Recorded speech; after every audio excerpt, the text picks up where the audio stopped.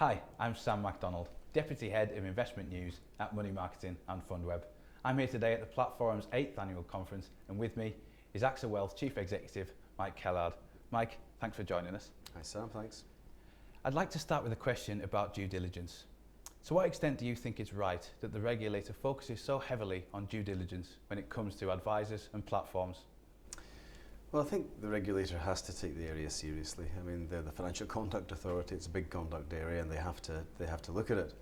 Our own experience of this is that most IFAs do segment their client bank, and that most of the platforms actually have some segmentation tools and things that help you do that as well. And that in reality, most advisors don't use just one platform. They use 2 or 3 platforms, although it might well be true that one of those platforms they use for 50% or more of their clients. I think the important thing is that as long as they look out for things that if a platform is broad enough in terms of its product wrappers and the funds that it offers and the tools that it offers, and the services it can provide, then for a large amount of people it's very likely that it might be suitable. But of course, if you come across someone and they need a junior ISA because of age, or they need an international equity that's not on the platform, or even you want to offer some sort of national savings account, then you need to go off platform and offer that, or use another platform that does have it to do it. So there are independent segmentation specialists in the market, like Platforum8 as well, that help IFAs do this.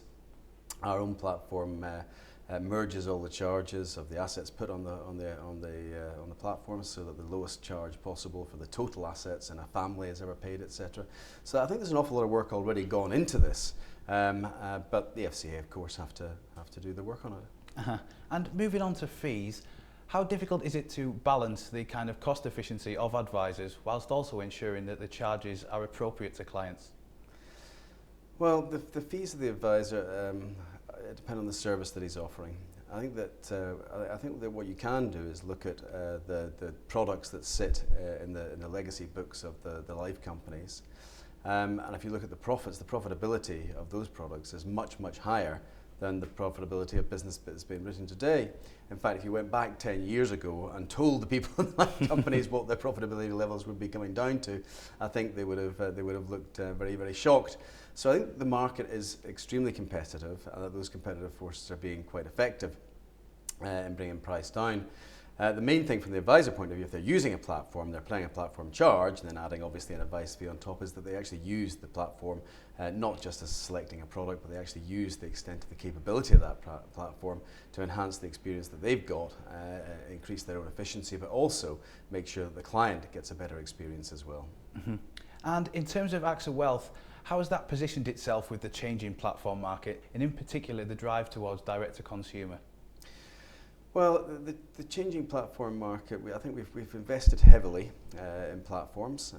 Our platforms are our market now, and I think the D2C is just a part of that. I think it's a natural evolution. I think there's a real buzz and a hum in the media to try and make it into a war of whether you're going direct to consumer or whether you're going to be IFA. I think, to be honest with you, I think that's really nonsense. I think it's just short-sighted. I think that the market will become, if you think about how the consumer will want to interact, they want to do both, on simple things where they want to look up what's happening and see what's happening and perhaps transact around an ISA or something in small amounts of money. They'll be quite happy to do that themselves, but there are other occasions, and those occasions are getting more and more now, particularly with the sort of freeing up of pension pots, where they're going to need advice. Now, having a platform that the client can access and the advisor can access and can be white labelled as the advisor's platform, I think makes perfect sense, thinking of how consumers will want to deal with this in the future. Mm-hmm. And over the next 12 to 18 months, what do you see as the biggest challenge to the platform market?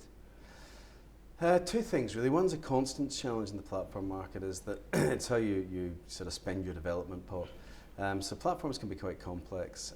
You have to invest in the investment administration areas, client reconciliation areas, all these types of things, which are the unsexy end of platforms, but critically important. So it's making sure that the right amount of money goes into the development of that end, and not just propositional development is one thing. The other area is that the way platforms are regulated, because of the types of assets, mutual funds, etc., that sit on them, compared to the life funds that sit in the life sector, which dominates the bulk of where UK savings are held, tens of billions of pounds sitting in legacy life books, the regulation approach is quite different on both of them. So if I use one example would be the sunset clause, where platforms operating in the new transparent world will have to stop taking rebates on April the 16th. Now, I have no problem with that, and the platforms we've got don't take rebates anyway. So there's no issue, but I think that same regulatory playing field should be levelled at the billions of pounds that sit in the back offices of life companies, where they're still sort of paying out trail commissions and taking rebates and doing all sorts of things. Otherwise, how can we expect the consumer to have any trust or faith in us if we're doing two different things? Yeah, thanks, Mike. And moving on, you spoke before about your corporate responsibility role at AXA Wealth. You were given that on top of your chief executive role earlier this year. How important do you feel corporate responsibility is to the advisor firms? Well, I think it's becoming more and more important. It's something that I've personally become very passionate about. I really believe that sort of doing good in business is really good for your business. I think that a lot of firms miss a trick because things that they do in the community or with their staff or with their customers or around the environment, etc., they're probably doing a lot of that stuff anyway, and just sort of packaging it up and making it part of their PR and their marketing, etc., builds a new sort of side to the character of the business. And we know from studies that sort of, particularly high net worth people are more and more interested in that side of a company's nature. Companies have personalities as well. Why hide the good part somewhere? And if you haven't got any of those things, then maybe you should think about doing them. It really does enhance the company and enhance the way you feel about doing business. Mike, thank you. Thanks very much.